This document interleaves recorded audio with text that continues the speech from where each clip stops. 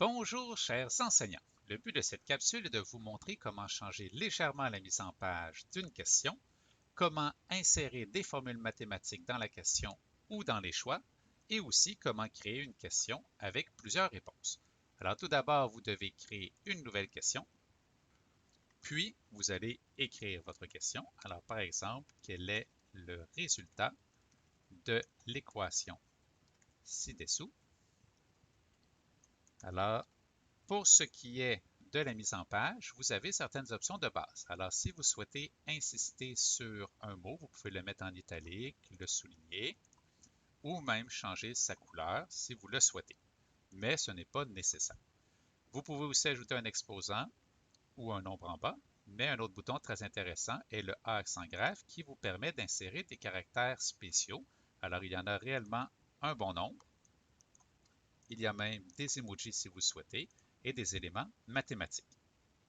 Alors, comment insérer maintenant une formule mathématique? Alors, vous allez cliquer sur le F Math situé à droite de la question. Et maintenant, vous avez plusieurs options de mathématiques plus ou moins avancées. Alors, pour un niveau de base, nous pouvons par exemple insérer une notation exponentielle. Alors, par exemple, 2 exposant 3 est égal à combien? Alors, si vous l'aimez, vous la laissez ainsi, mais si vous souhaitez la modifier, vous pouvez simplement cliquer sur la formule et vous accédez automatiquement au même éditeur d'équations. Alors, vous indiquez ensuite vos choix de réponse, 12 et 16. Vous cochez sur la réponse souhaitée et vous attribuez le temps aussi raisonnable pour les lettres. Et vous enregistrez votre question. Vous pouvez aussi insérer des formules mathématiques dans les réponses. Alors, par exemple, si j'indique quelles sont les notations exponentielles qui ont comme puissance 16. Alors, je peux cliquer sur ma question. Vous voyez aussi qu'il y a les options de mise en page si nécessaire, mais je peux surtout cliquer sur le F au bout du choix de réponse pour insérer une équation particulière.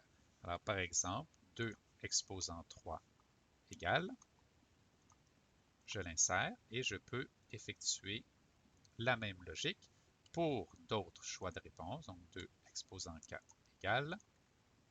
Je peux aussi indiquer plus rapidement l'exposant 2 en cliquant ici sur le A à la 2 égale. Et un dernier exemple comme choix de réponse. Donc, j'insère une formule. 8 à la 2 égale. Et mes choix sont complétés.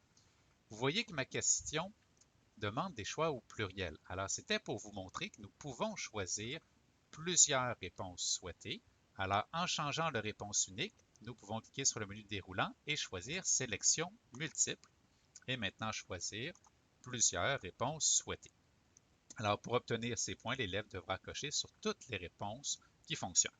Vous pouvez finalement indiquer un temps, toujours raisonnable, et enregistrer votre question. Alors, vous savez maintenant comment changer légèrement la mise en page d'une question, comment insérer des fonctions dans les questions et les choix de réponse, et comment créer une question ayant plusieurs réponses.